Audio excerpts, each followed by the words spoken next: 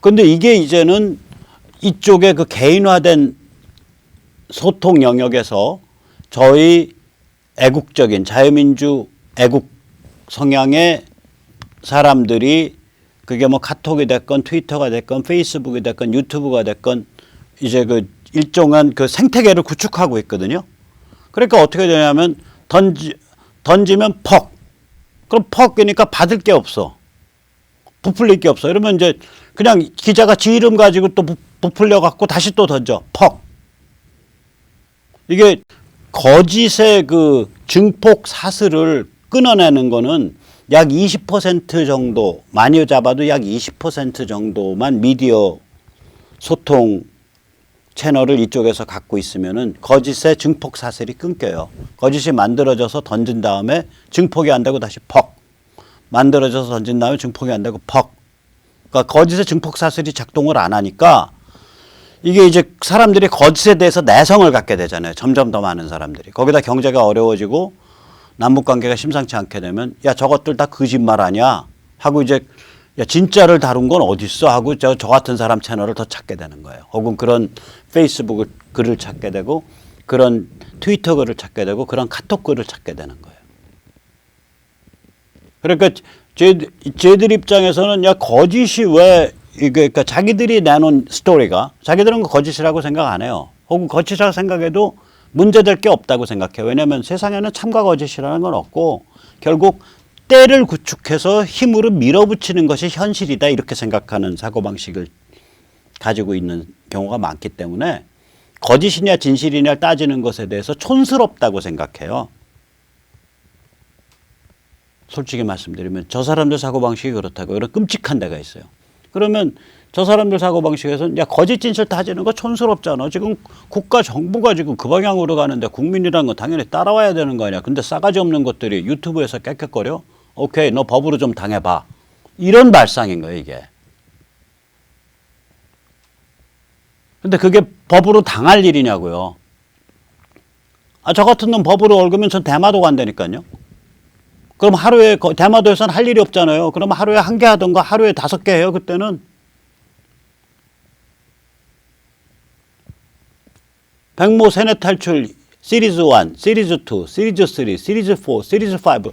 시리즈 5와 백모의 대마도 먹방 반도 만들 수 있어요. 먹방, 실시간 먹방.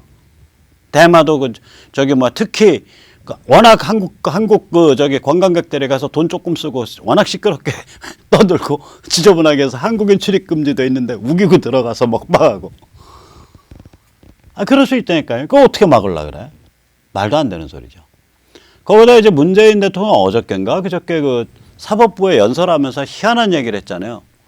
촛불의 무게가 무겁다. 촛불 정신을 받아들여서 사법부가 개혁돼야 된다. 이런 얘기를 했다고요. 이게 보통 때 하면 상관이 없는데 지금 양승태 전임 대법원장에 대한 수사가 진행되고 있는 상황에서 한 거기 때문에 이건 수사 개입이 돼요. 확대해서 그러면. 이게 수사 개입으로 되면요. 이거는 박근혜 대통령 국정농단보다 한 1000배쯤 무거운 국정농단이 되는 거예요. 왜 그러냐면 상권 분립 체계를 넘어서서 사법부의 내부 정화 과정 혹은 내부 변화 과정 혹은 내부 권력 투쟁 여기에 개입한 게 되니까.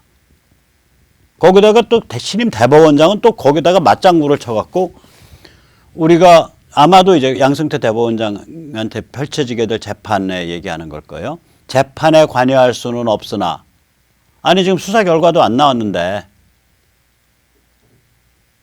그리고 재판에 관여할 수는 없으나 하면은 우리말 어감이 뭐예요? 재판에 관여하고 싶은데 내가 재판에 관여할 수는 없다 이 소리 아니에요.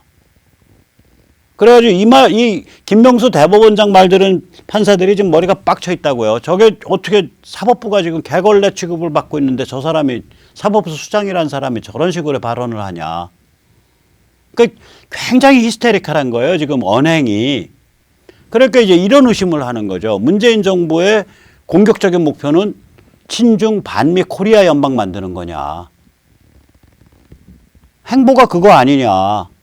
이렇게 의심이 무럭무럭 생기는 거예요. 제가 그 다음 말은 안 할게요. 그 다음에 그러면 그 공격적 목표고 최소 목표, 방어적 목표는 뭐냐. 북한 급변 사태 이후에도 북한 급변 사태가 일어나서 북한이 해방되고 나면 평양 붕괴 나서 북한 해방되고 나면 이른바 깡통 진보, 이른바 깡통 좌파는 타격을 많이 보죠. 아무튼 이른바 진보스러운 거, 이른바 좌파스러운 거 타격을 많이 본다. 그럼 우리나라 진보나 우리나라 좌파 한 번도 입번 끝에서 저걸 안 했잖아요. 북한을 전체주의 대량학살 사교체제라고 비판한 적이 없어요. 심지어 여성단체도 똑같아요. 제가 이름은 까먹었는데 요번에 그 UN 인권위원장 된 사람이 옛날에 칠레 대통령을 하던 여장부예요. 이 사람 칠레 대통령 2번이나 했거든요. 거기는 중임이 그러니까 그 금지돼 있어서 한 번 하고 한 번 쉬고 또 한 번 했어요. 그리고 학생 때부터 페미고 사회주의 운동한 여자예요.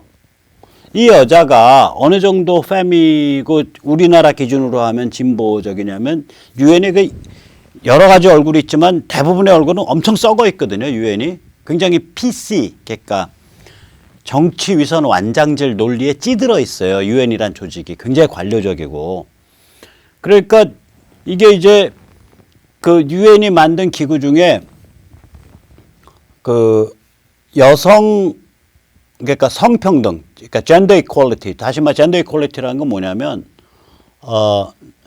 백모가 남자인데 백모가 머릿속에서 여성이라고 생각하면 그 여성으로 취급해 줘야 된다는 거예요. 그러니까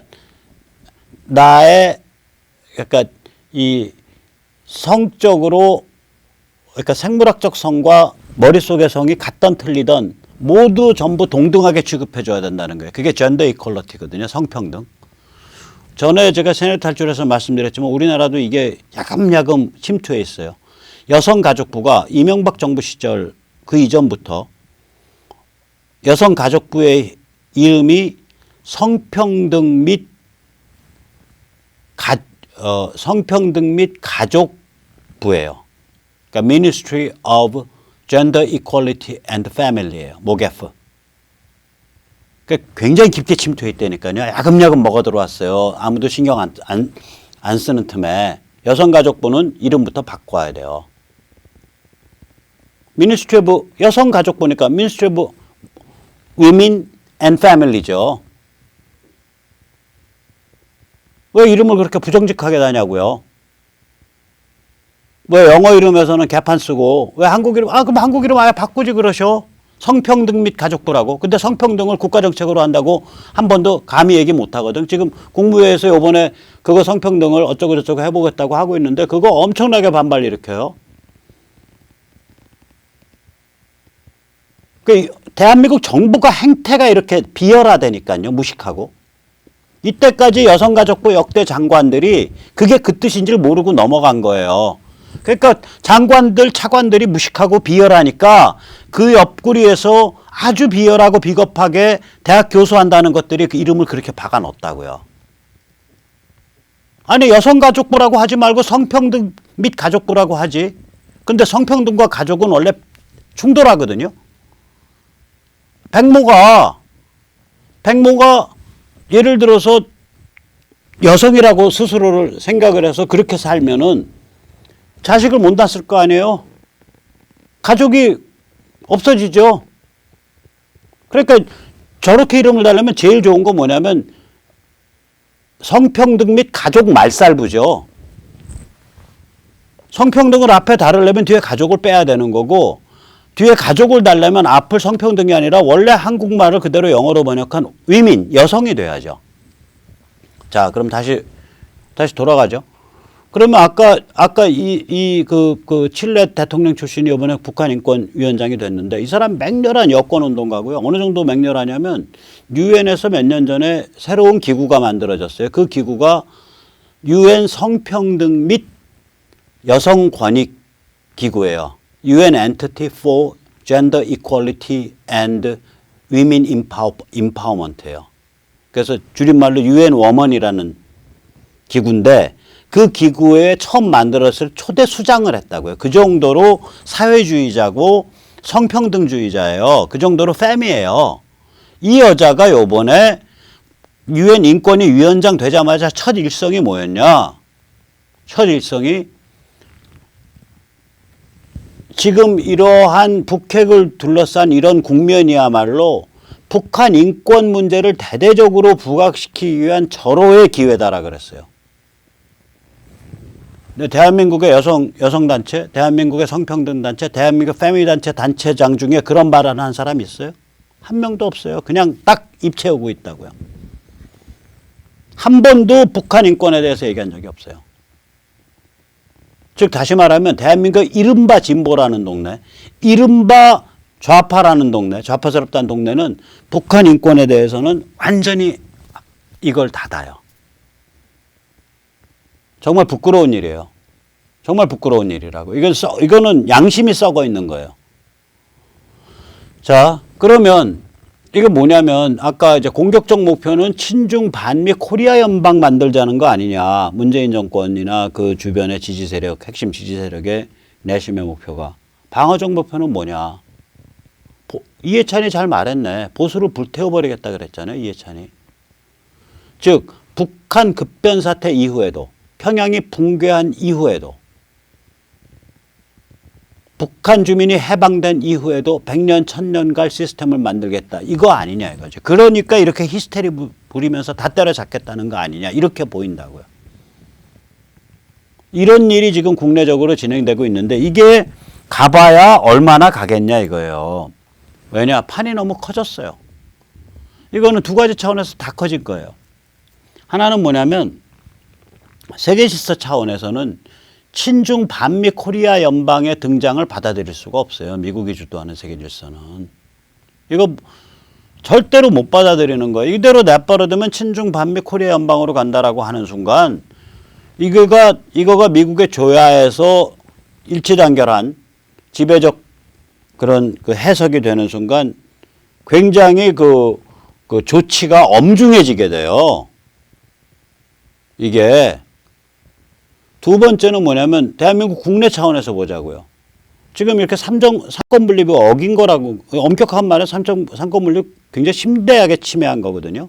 예를 들어서 사법부가 개혁해서 좀 더 인권을 존중하고 어쩌고 저쩌고 이런 발언을 그냥 보통 때 쓰면 괜찮을 수 있어요. 근데 지금 양승태 대법원장에 대한 수사가 진행되고 있잖아요. 그 수사 확대하느라고 누구도 지금 그 얘기가 되죠. 그 외교관 윤병세 전 외무장관까지 지금 막 확대해서 막 수사 진행한다는 거 아니에요. 자, 이런 판국에 사법부에서 하는 거기 가서 그런 얘기를 한다. 그럼 누가 들어도 이거는 양승태 조져라라는 수사 지침이란 말이에요. 그러면 이건 상권 분립을 심각하게 어긴 거라고요. 헌정 파괴거든요.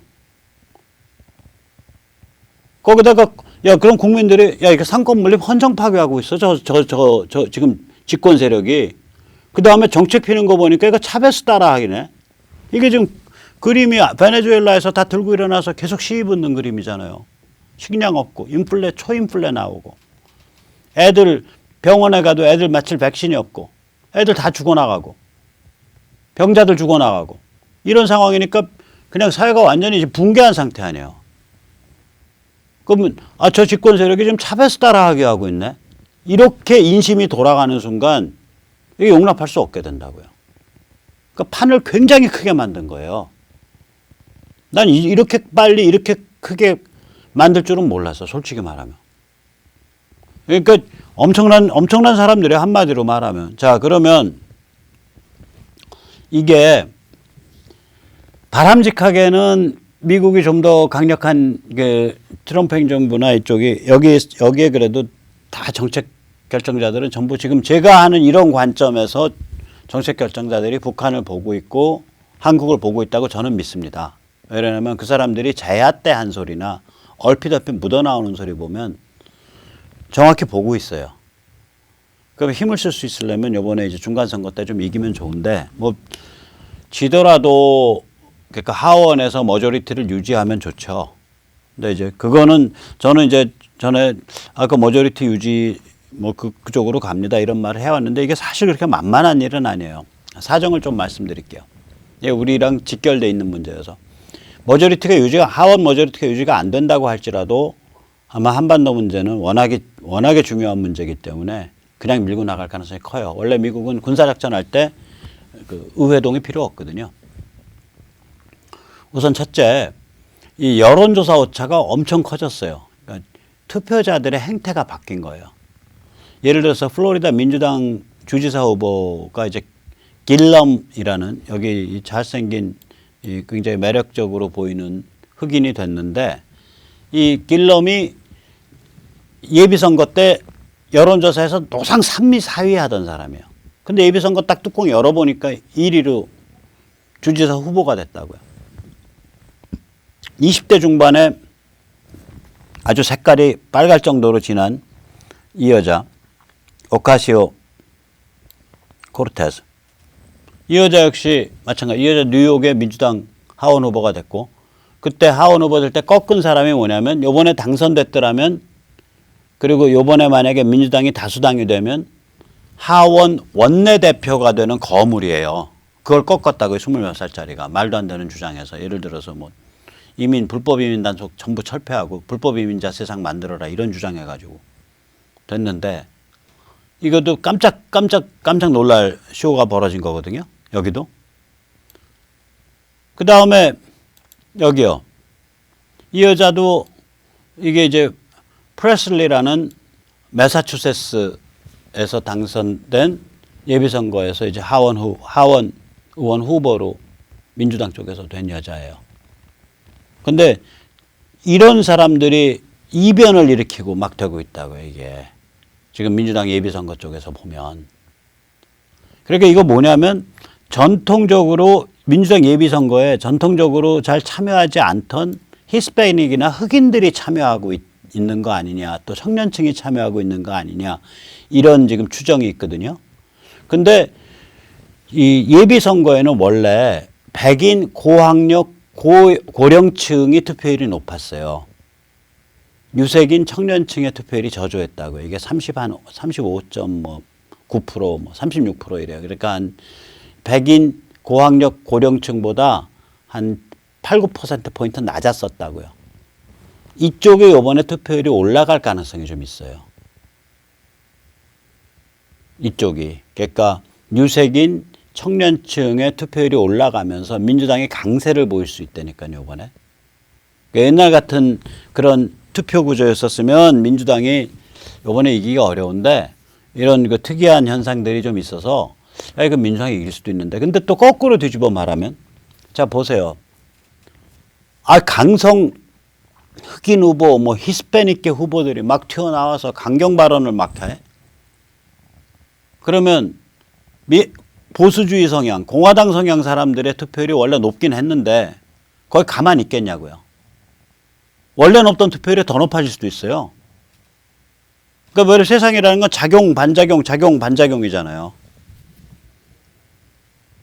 그래서 요번 그 11월 6일 미국 중간선거가 굉장히 재밌는 현상이에요. 굉장히 재밌는 현상이고 뭐 한반도 입장에서는 솔직히 말씀드리면은 트럼프가 이기든 지든 갈 때까지 가는 거예요, 거긴. 그건 큰 문제 아닌데 뭐 가능하면은 트럼프나 공화당 쪽이 이기면 좀 더 쉽게 가겠죠. 근데 또 진다 그래도 뭐 갈 길은 못 갈 정도의 그런 상황은 아니니까 그거는 아니고 그럼 이제 여기서 무슨 일이 벌어질지는 한번 두고 보시자고요. 재밌는 현상이에요. 굉장히 재밌는 현상이에요. 자, 오늘 또 간단히 모셨습니다. 이제 주말에 쉬고요. 월요일 날 다시 뵙죠. 네, 감사합니다.